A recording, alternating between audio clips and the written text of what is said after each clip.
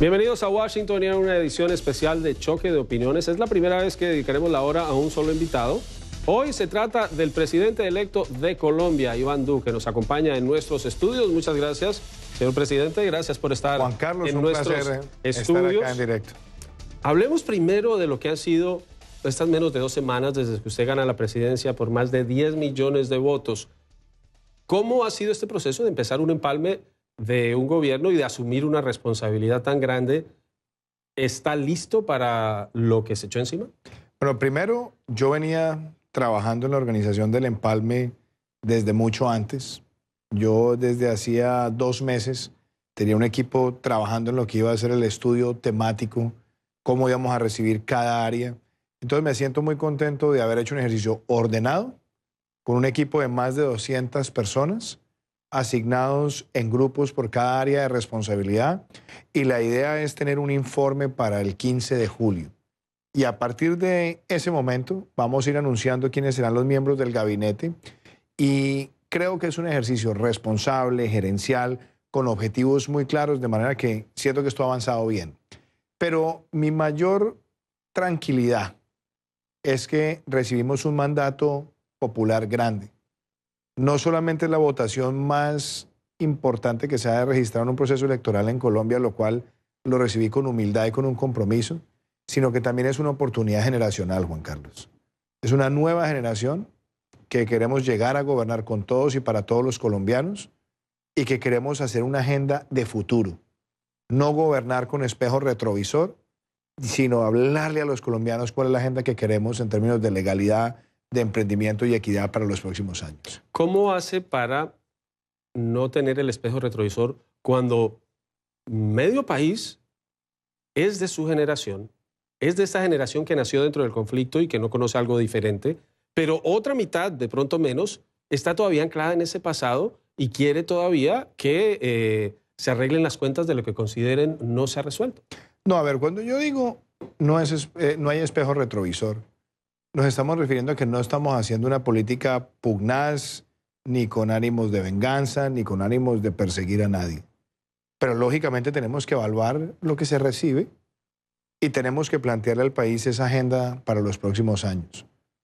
Yo tengo absolutamente claro que hay que pasar páginas. Colombia tiene que pasar la página del odio, Colombia tiene que pasar la página de la polarización, Colombia tiene que pasar la página de la politiquería, del clientelismo, pasar la página de la corrupción. Y por eso la agenda que le estamos planteando al país empieza por un concepto elemental, legalidad, y es que la ley se cumpla. Frente a los temas del acuerdo con las FARC, yo he sido muy claro en que a toda la base guerrillera que se ha desmovilizado, desarmado y reinsertado, hay que ayudarles a salir adelante. Hay que ayudarles a que puedan encontrar esos escenarios productivos y laborales que desean para pasar esa tragedia, porque muchos de ellos también han sido víctimas de la propia organización. Tengo absolutamente claro que hay que llevar la inversión pública a las áreas que han sido golpeadas por la violencia, pero también tengo claro que nosotros necesitamos hacer algunas modificaciones a las cosas que están saliendo mal, a ese crecimiento vertiginoso de los cultivos ilícitos. Nosotros necesitamos que la erradicación y la sustitución sean obligatorias, pero con desarrollo productivo, que tengamos mecanismos de sanción cuando hay armas y dineros escondidos, y algo que es vital, que la justicia transicional de verdad le garantice a las víctimas verdad, justicia proporcional, reparación y no repetición. De esos temas vamos a hablar, pero quiero empezar con su visita a Washington. Usted llega, como hacen los mandatarios electos, ya ha tenido reuniones de alto nivel, el secretario de Estado, Mike Pompeo, el senador Rubio, legisladores de ambos partidos, el congresista gallego, el primer legislador de origen colombiano. ¿Cuál es el mensaje que usted les trae y cuál ha recibido? Por ejemplo, algo que me llama la atención, el Departamento de Estado, aún el comunicado de ayer del secretario de Estado Pompeo, habla de narcotráfico, pero también habla de paz. Para Estados Unidos es importante ese proceso de paz. Para todos es importante. Es que ellos hablan de narcotráfico y hablan de paz al igual que lo hacemos nosotros, porque la paz en Colombia también requiere que derrotemos el narcotráfico. Es que en Colombia no podemos hablar de una paz sostenible si tenemos más de 200.000 hectáreas de coca. Hace 6 años, el país tenía menos de 50.000 hectáreas. Y hoy tenemos más hectáreas de las que teníamos cuando empezó el Plan Colombia. Entonces, por eso, para lograr una paz sostenible, Tenemos que derrotar esas estructuras del narcotráfico, tenemos que implementar rápidamente un plan de choque. Y al mismo tiempo, pues me siento muy contento de recibir, primero, que los Estados Unidos nos quiere apoyar 100% en nuestra agenda. Eso fue lo que recibí del secretario Pompeo. Eso fue lo que recibí de la directora de la CIA. Eso es lo que recibí del asesor de Seguridad Nacional. Un gran interés en nuestra agenda y el deseo de trabajar con nosotros para ser exitosos, porque el éxito de Colombia también es el éxito de Latinoamérica. El éxito de Colombia también es el éxito de una agenda contra el crimen organizado. El éxito de Colombia también es fortalecer los lazos comerciales con los Estados Unidos y los lazos de inversión.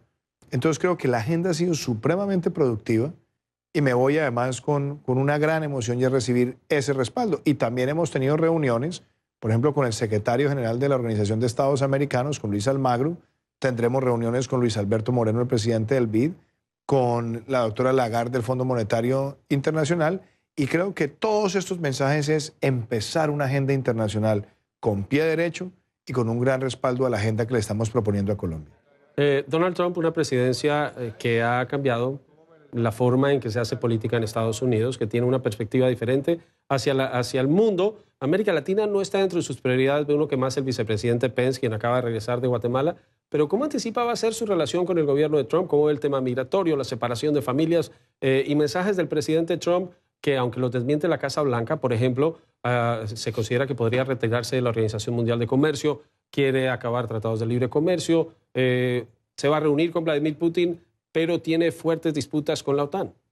Bueno, yo creo que la labor que debemos cumplir es fortalecer los lazos de Colombia con los Estados Unidos. Yo tengo ese gran compromiso y ese gran deseo, además porque hay una historia muy interesante que contar. Y es que Colombia ha tenido siempre un respaldo bipartidista en los Estados Unidos. Ha sido un respaldo de gobiernos demócratas y ha sido un respaldo de gobiernos republicanos. Y ese respaldo se ha visto reflejado en una agenda de seguridad, se ha visto reflejado en una agenda comercial, se ha visto reflejado en una agenda de inversión. Yo creo que ahí tenemos que seguir estrechando lazos. Y me parece a mí que hoy Estados Unidos, al ser una de las principales fuentes de inversión en Colombia, pues tiene que construir también con nosotros un espacio de mayor comercio e intercambio.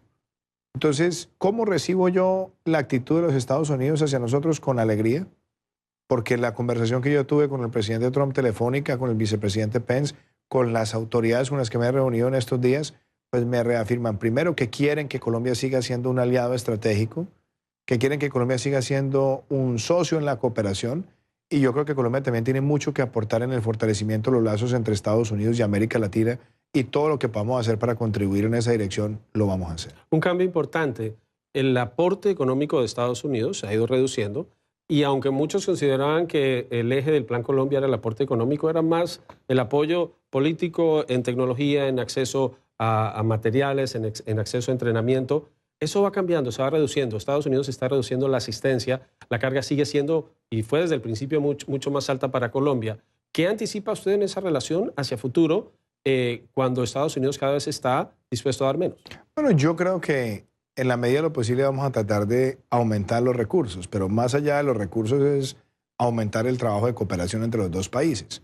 Por ejemplo, hay un tema en el cual nosotros hemos venido avanzando, los dos países, y yo quiero que eso pueda finiquitarse en el gobierno nuestro, y es poder sacar adelante un tratado de desmonte de doble tributación, lo cual ayuda muchísimo a la inversión.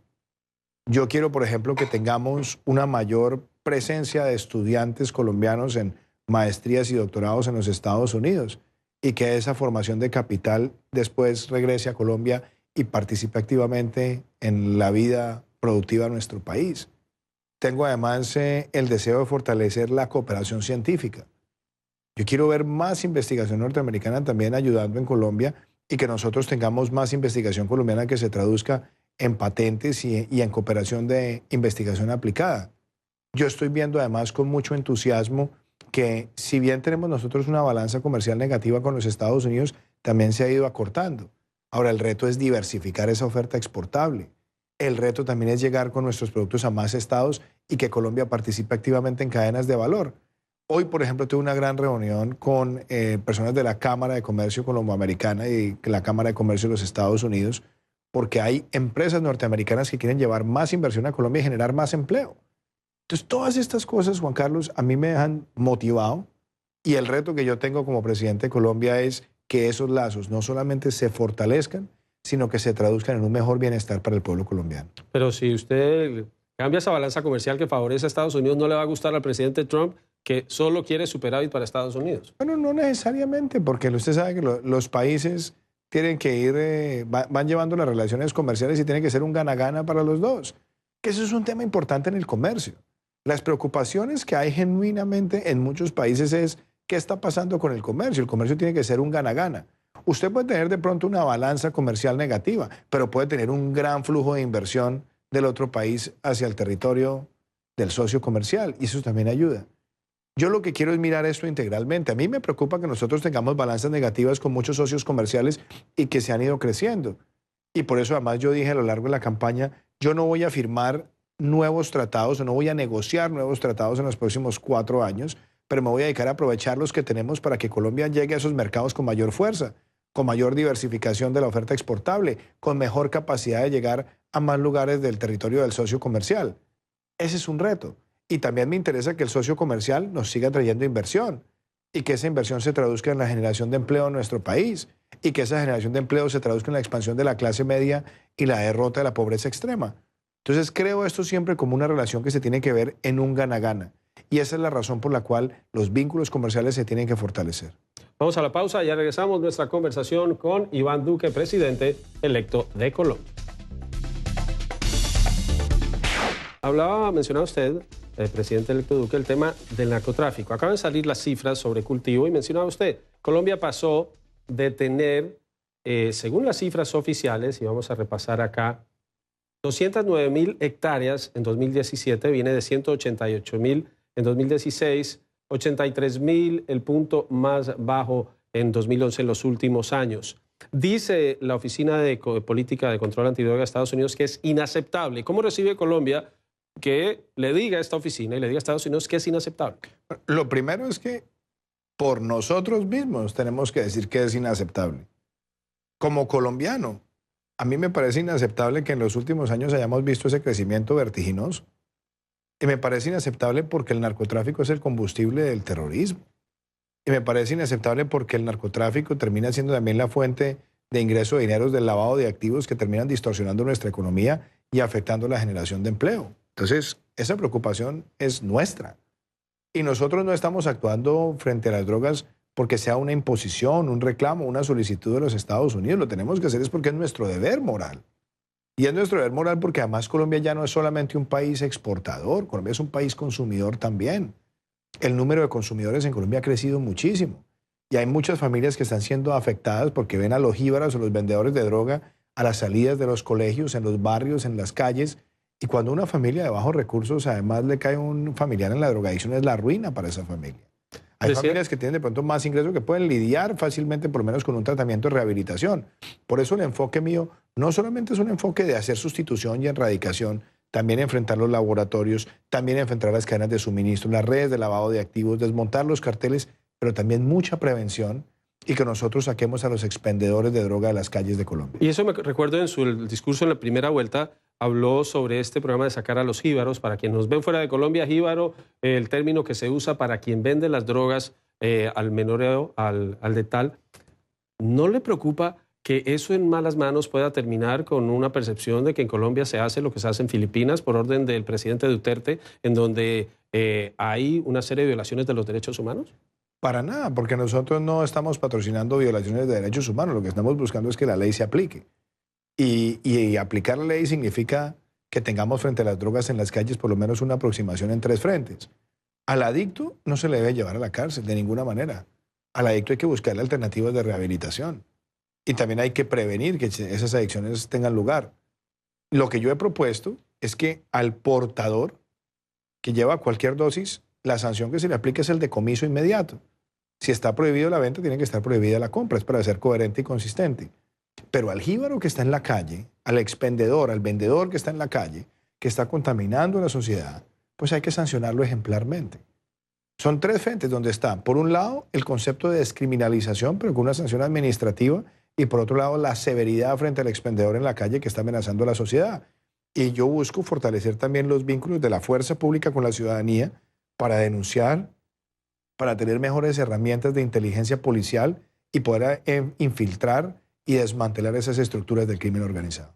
Hablaba usted, es una obligación moral para Colombia, se hace no porque lo exija Estados Unidos, pero estamos hablando de un fenómeno de oferta y demanda y de consumo. Estados Unidos sigue siendo el país que más droga que consume, de donde llegan los activos de quienes trafican con la droga, de donde llegan las armas y los precursores.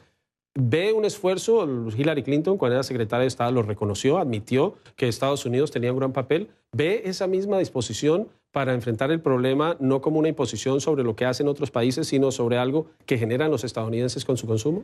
Hoy tuve una gran reunión con el zar antidrogas de los Estados Unidos, con el director Carroll.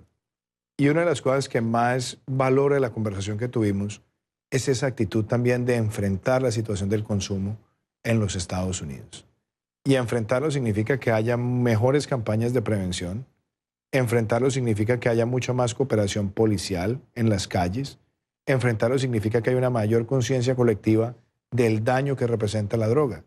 Y a mí me parece que el hecho de recibir de él un reconocimiento sobre esa problemática y de querer abordarlo con una agenda integral, lo celebro y me parece una gran oportunidad inclusive para seguir fortaleciendo los lazos de cooperación con Colombia.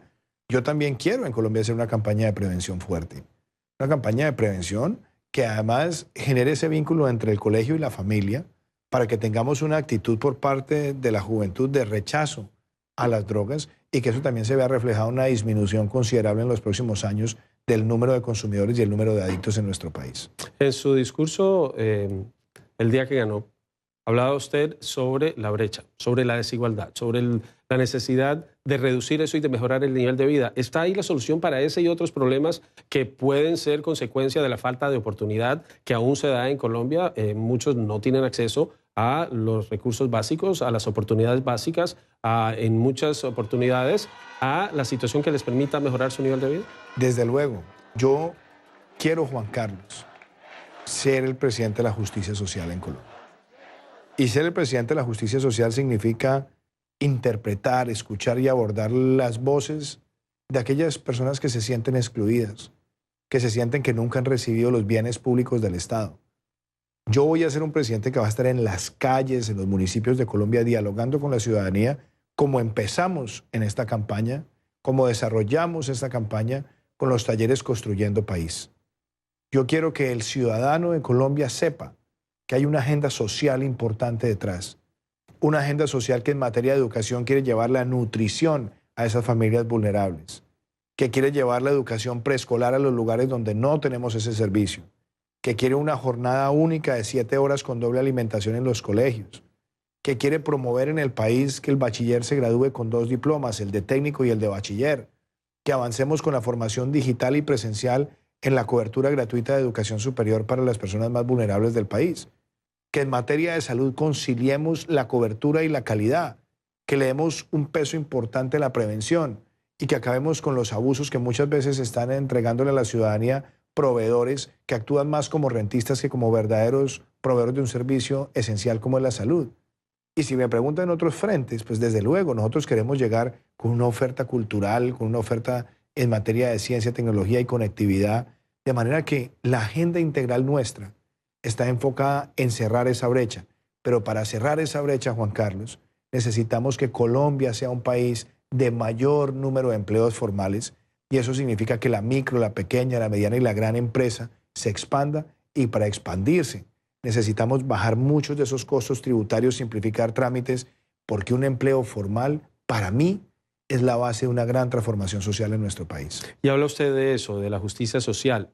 Usted obtuvo más de 10 millones de votos, una votación histórica, pero la oposición obtuvo 8 millones de votos, que es otra votación histórica. ¿Cómo va a pesar el voto de ese colombiano que no estuvo de acuerdo con su propuesta, que se fue, muchos de ellos, o por el candidato, o por lo que estaban planteando? Es algo que es un sonido que tiene cerca, un zumbido que tiene, sabiendo que hay muchos que consideran que su gobierno va a ser clave, que si usted no hace las cosas bien en 4 años, el cambio del país podría ser de la derecha a la izquierda. Yo dije una cosa en el discurso de Victoria, el discurso del 17 de junio.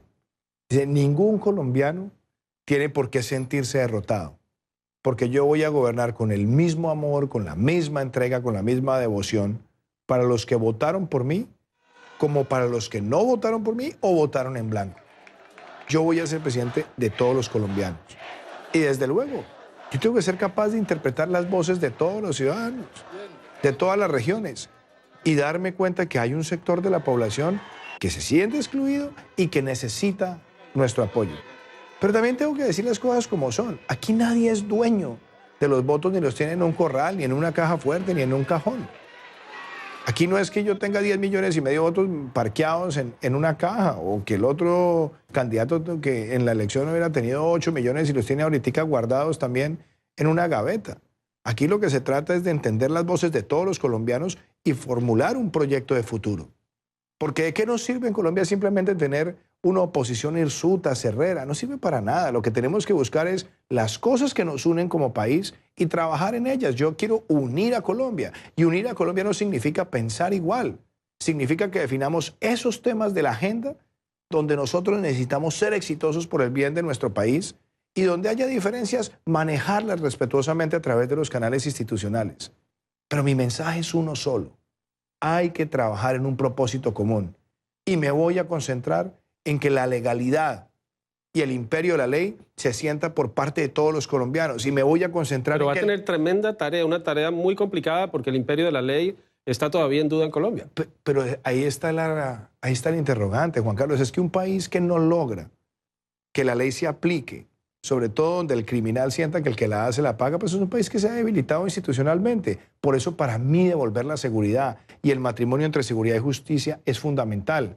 También para mí el emprendimiento es vital porque el emprendimiento es lo que nos permite crecer el número de empleos formales y esos números de empleos formales son los que permiten expandir la clase media. Pero la equidad, que es el resultado de legalidad y emprendimiento, es para que todos los colombianos sientan que esa expansión de la clase media está siendo lo suficientemente vigorosa como para derrotar la pobreza extrema, que tiene que ser uno de los propósitos de estos 4 años. Derrotemos la pobreza extrema y abramos el camino para que la clase media se expanda todos los días. Vamos a la pausa, ya regresamos en esta conversación, choque de opiniones desde Washington con el presidente electo de Colombia, Iván Duque. Presidente, usted entra a un escenario, viene del Senado, y en el Senado va a tener a dos figuras con mucha influencia, al senador y expresidente Álvaro Uribe, con quien usted tiene gran afinidad, pero también va a estar el senador Petro, el senador Gustavo Petro. ¿Cómo ve esa relación con Petro en el Senado? Y, por ejemplo, ¿lo llamó a reconocerle la victoria? Bueno, él no llamó y bueno, dio su discurso. Para mí las elecciones ya terminaron y ahora el ejercicio es gobernar y gobernar bien a Colombia. Yo fui un senador de oposición y como senador de oposición logré sacar leyes adelante. Pero además fui ponente de proyectos del gobierno cuando le servían al país. Y supe buscar acuerdos cuando se trataba de iniciativas en las cuales Colombia necesitaba decisiones inmediatas, de fondo, urgentes, importantes. Porque así debe ser la actitud de un congresista. Entonces, la actitud de oposición yo la respeto. Y creo que la oposición enriquece el debate y enriquece la democracia. Pero una cosa es la oposición y otra cosa es la destrucción. El dedicarse de manera cerrera simplemente a tratar de destruir todo lo que sale como iniciativa de un gobierno, pues claramente es una actitud destructiva frente a un país. Por eso siempre lo dije en la campaña, cuando se construye y no se destruye, el futuro es para todos. Entonces yo espero, primero, en Colombia va a haber muchas voces de oposición, las hay. Y voces importantes, ahí también está el senador Jorge Robledo, hay personas en el Partido Verde que seguramente algunos querrán hacer oposición, pero en las cosas en las que nosotros podemos identificar puntos en común tenemos que trabajar todos porque son cosas que Colombia necesita. Mire, la seguridad no es un tema de izquierda o de derecha, la seguridad es un bien público para todo el país. El emprendimiento no es un tema de izquierda o de derecha, el emprendimiento es la única forma en la que se puede generar micro, pequeñas, medianas y grandes empresas para que un país se transforme productivamente. La equidad no es de izquierda o de derecha, es garantizar un mínimo de bienes públicos para cerrar ese abismo entre ricos y pobres que tenemos en muchos países de América Latina.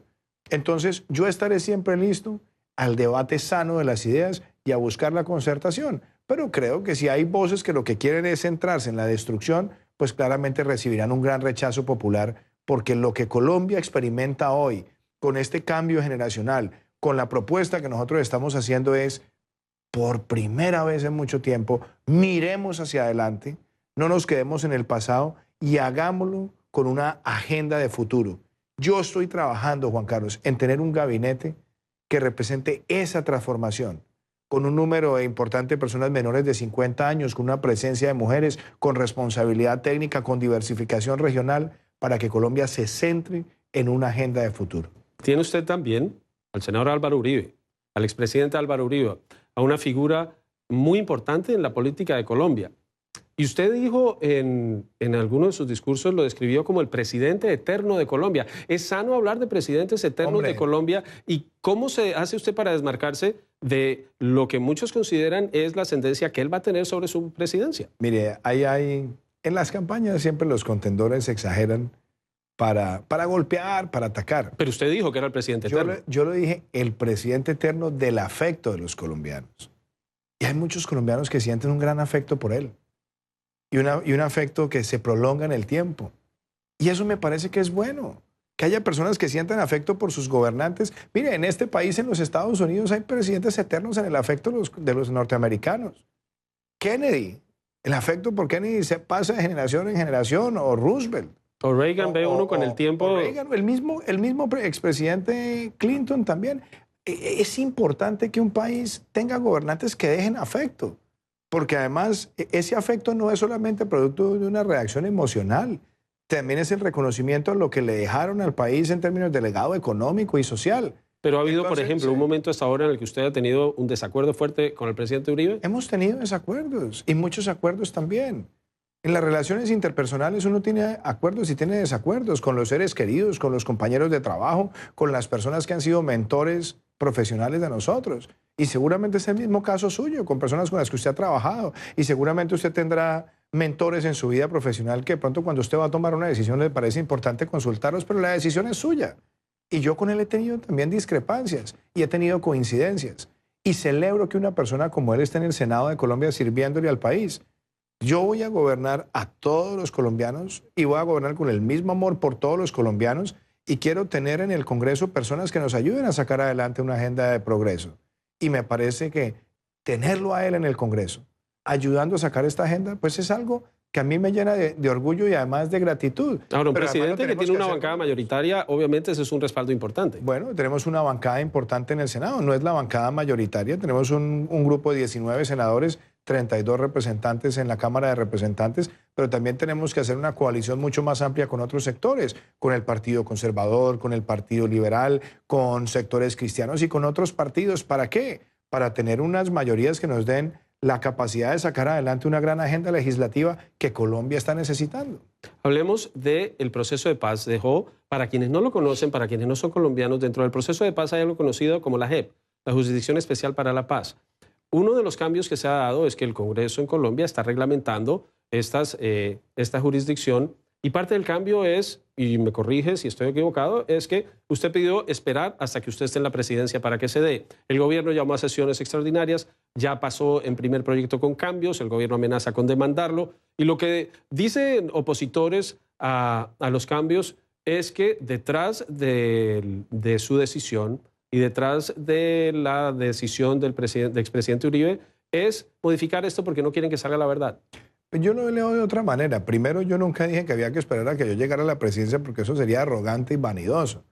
Yo lo que dije es que se necesitaba que la Corte Constitucional aclarara si seguir avanzando en la reglamentación sin que existiera un pronunciamiento de la Corte sobre la ley estatutaria era conveniente o no. Y la Corte Constitucional emitió un comunicado donde dijo perfectamente pueden seguir avanzando en la discusión de procedimiento. ¿Y qué se hizo? Se siguió avanzando. Y además, mi partido, el Centro Democrático, presentó una serie de proposiciones que fueron acogidas. Otras donde hubo discrepancias con el gobierno y se sometieron a votación, donde participaron personas de otros partidos.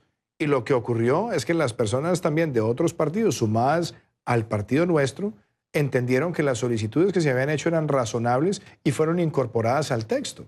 Y ahora tendrán que pasar a la revisión de las Cortes.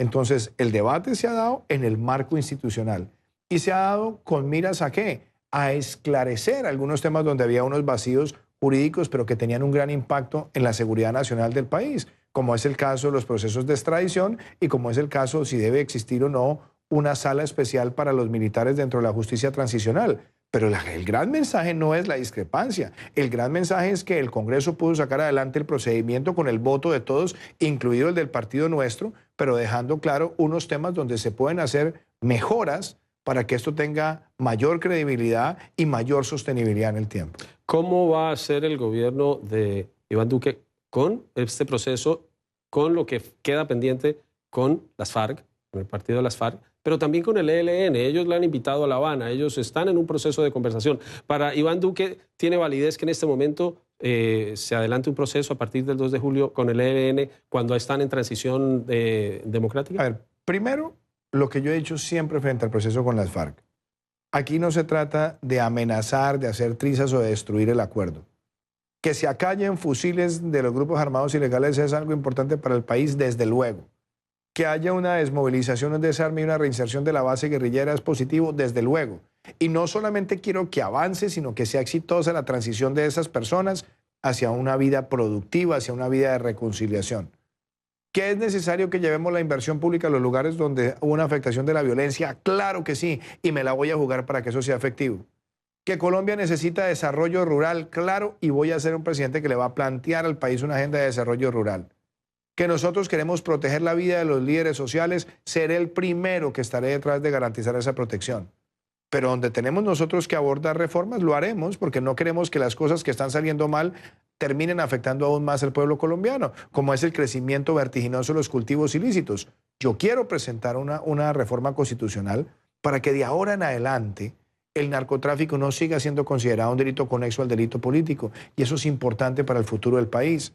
Que las armas y los dineros escondidos tengan sanciones severas, que la erradicación y la sustitución sea obligatoria y no voluntaria, pero también con el desarrollo alternativo, y que en materia de justicia, si hay alguien que recibe una condena por crímenes de lesa humanidad, esa persona no pueda seguir en el Congreso, pero el partido podrá nominar a otra persona que no tenga deudas con la justicia. Son reformas sensatas y necesarias. Y frente al tema del ELN, el ELN ha querido siempre hablar de paz mientras sigue cometiendo actos de terror o actos de violencia. A mí no me gusta que nosotros aceptemos conversar, dialogar, negociar, como lo llamen, mientras el otro sigue apelando a la violencia, porque la violencia no puede ser una herramienta de presión en la mesa de negociación, de ninguna manera. Entonces, ¿cómo podemos zanjar esa solución? Yo he planteado una concentración previa con supervisión internacional, que no me la estoy inventando yo. El propio ELN la reconoció en el año 98 cuando negoció con el gobierno de Ernesto Samper en Maguncia. Entonces, concentración previa en un lugar reducido, con supervisión internacional, que suspendan todas las actividades criminales, que definamos un tiempo perentorio y una agenda. Si hay verdadera voluntad, eso tiene que ser viable. Y tiene que ser viable con una credibilidad entre los dos puntos de vista. Pero si ellos pretenden seguir en la violencia y seguir chantajeando con la violencia, no van a tener eco conmigo, y por el contrario voy a apelar a que el Estado colombiano y la justicia colombiana tengan toda su capacidad para llevarlos a un sometimiento. ¿Reconoce usted la importancia de La Habana o preferiría que esto se deje en suspenso hasta que usted llegue a la presidencia? A mí me parece primero que hay que obrar con sensatez. ¿Qué es la sensatez? Estamos dispuestos a sentarnos con el equipo negociador y saber cuáles son los avances. Yo estoy dispuesto como presidente en ejercicio de los colombianos en revisar cuál es el estado del proceso. Pero lo que yo sí no voy a permitir es que en el territorio colombiano se sigan cometiendo actos de violencia mientras se habla de paz en algún lugar del mundo, porque eso deslegitima el terrorismo aún más y además genera zozobra en la población, genera una gran pérdida de confianza en la población. Mi oferta es muy clara: concentración previa, suspensión de actividades criminales. Estamos dispuestos a hablar en un tiempo prudencial, en reducir además ese tiempo para que haya avances, pero quiero ser enfático en una cosa, Juan Carlos. Nosotros no podemos dejar que la violencia sea un mecanismo de intimidación. Si hay voluntad en esos términos, listos para avanzar, pero si lo que quieren es presionarnos con la violencia, seré el primero en levantar esa mesa. Vamos a la pausa, regresamos. Estamos en Washington, Choque de Opiniones, entrevista con Iván Duque, presidente electo de Colombia. Presidente electo Iván Duque, Venezuela es uno de los temas recurrentes, Nicaragua es otra situación que está bastante delicada, pero a Colombia le afecta directamente lo que está ocurriendo en Venezuela. ¿Qué puede hacer usted diferente? ¿Qué puede hacer Colombia distinto? ¿Haría algo distinto a lo que ha hecho el presidente Santos? ¿O este es un tema, como dicen diplomáticos estadounidenses, que lo tendrán que resolver los venezolanos? Nosotros no podemos ser indiferentes a lo que pasa en Venezuela. Y yo creo que parte de la tragedia que vive Venezuela se debe a una gran indiferencia de los países latinoamericanos durante un periodo muy prolongado, que fue el mismo periodo en el cual esa dictadura se afianzó, destruyó las libertades, acabó con la prensa, con las instituciones independientes, etcétera, etcétera. ¿Qué pienso hacer yo? Primero, ser coherente y ser consistente con lo que nosotros dijimos a lo largo de los últimos años. Yo soy partidario de que Colombia se retire de UNASUR. Colombia no puede seguir en una organización que fue creada por Chávez para darle legitimidad a su régimen y que fue un gran promotor por su silencio cómplice de una dictadura.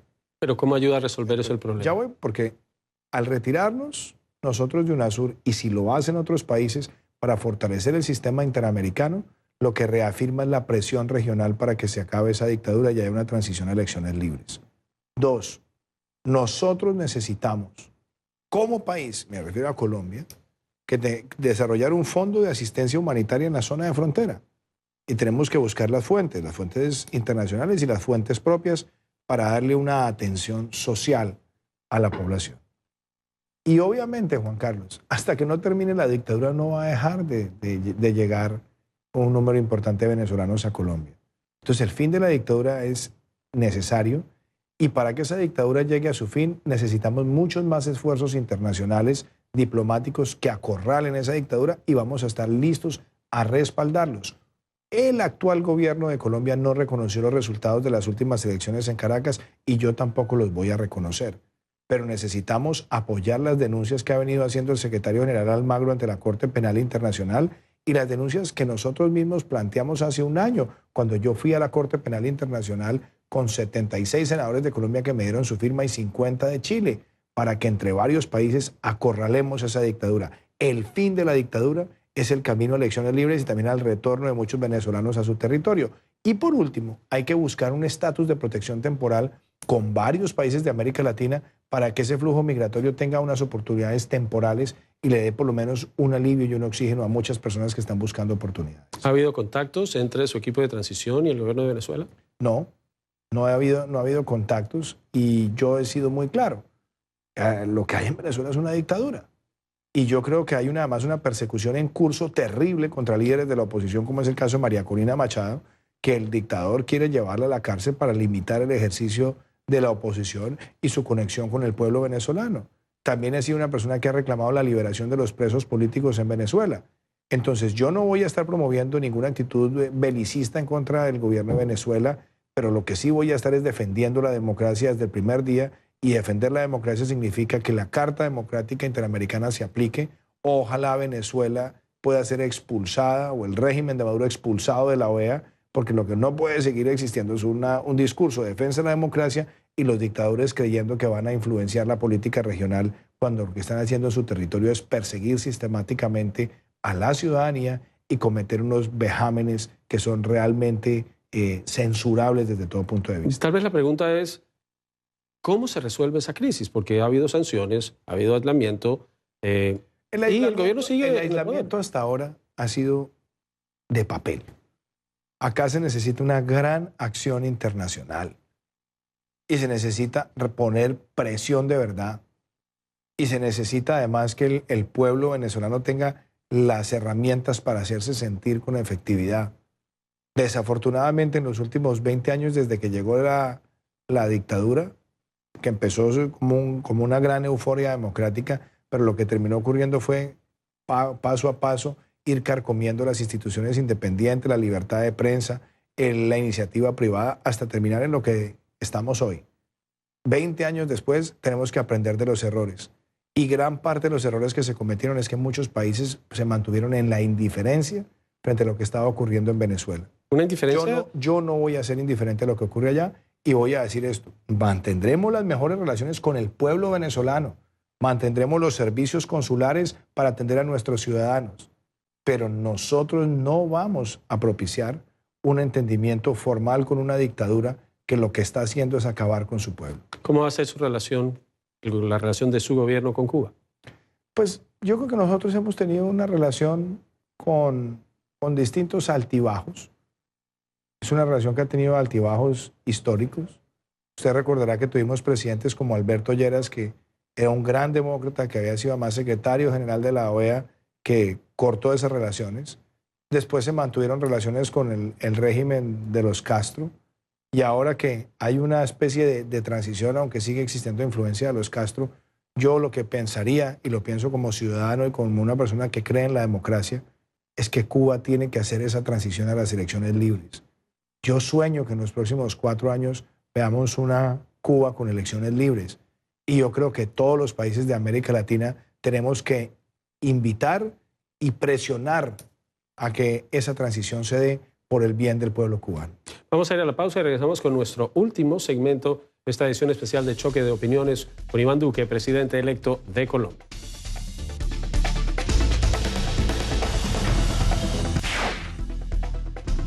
Presidente electo Iván Duque, usted recibió más de 10 millones de votos, pero la siguiente votación fue de más de 8 millones. Cuando uno ve en redes y ve la expectativa que hay de su gobierno, quienes lo estaban esperando descansaron y consideran que el país va por el rumbo correcto. Quienes no votaron por usted están preocupados. Dicen que vendrá una época de venganza, que vendrá una época de arreglar el camino, de ajustar cuentas. ¿Qué le dice usted a esos colombianos que salieron a votar en números históricos, que están esperanzados en lo que puede venir, pero que tienen profunda desconfianza de su gobierno, de quienes lo rodea a usted, como el expresidente Álvaro Uribe, como el ex procurador Ordóñez, como figuras que no corresponden con la generación a la que usted pertenece? El mensaje fue claro en la campaña y la campaña terminó. Ahora lo vamos a ejercer desde el gobierno y nosotros vamos a gobernar para ejercer venganza con nadie. El gobierno nuestro va a ser un gobierno de futuro, de una nueva generación de personas de pronto con un poco más de años, pero un gobierno que lo que quiere es responderle al país en sus necesidades, y vamos a tener un gabinete de personas concentradas en los temas de país, con experiencia en los temas de país, que muestre la diversidad regional, y mi objetivo es invitar a todos los colombianos a unirse en esa agenda de futuro. Yo no tengo odios por nadie, yo no gobernaré con odios ni por venganzas. Yo lo que quiero es que el país tenga una agenda y que esa agenda se traduzca en el bienestar del pueblo colombiano. Esa es una agenda de legalidad, es una agenda de emprendimiento, es una agenda de equidad, pero también es una agenda de respeto por el medio ambiente. Es una agenda de diversidad, donde las minorías en Colombia se sientan también incluidas. Lo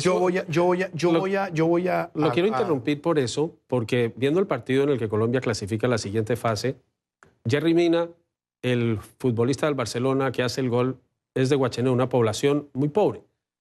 Las minorías en Colombia están relegadas. Las minorías en Colombia, las poblaciones negras, las poblaciones indígenas, no tienen el mismo acceso que el resto del país. ¿Usted qué va a hacer por ellos? Primero, Juan Carlos, cerrar las brechas. Es que hay comunidades que están excluidas geográficamente porque no tienen las vías terciarias, porque no tienen además un buen servicio de salud, porque no tienen un buen servicio de educación. Yo quiero trabajar en todas esas comunidades, muchas del litoral pacífico, que no han sentido que el Estado les ha llegado. Ahí vamos a estar. Que han querido irse algunos y están pensando porque no los tienen en cuenta. Y tenemos que llegar con la inversión social. Una de las cosas que yo más rescato de la campaña que hicimos es estar en el territorio, en contacto con la ciudadanía. Y hace 10 días empecé esa actitud que va a estar presente en nuestro gobierno.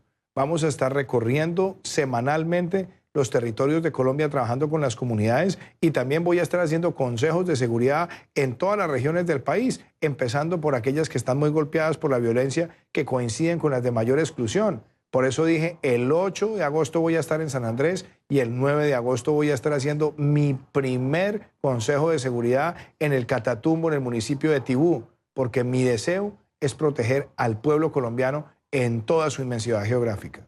Eso está grabado Vamos a tener más conversaciones durante Allá su le presidencia. invito a que me acompañe a San Andrés Guatibú.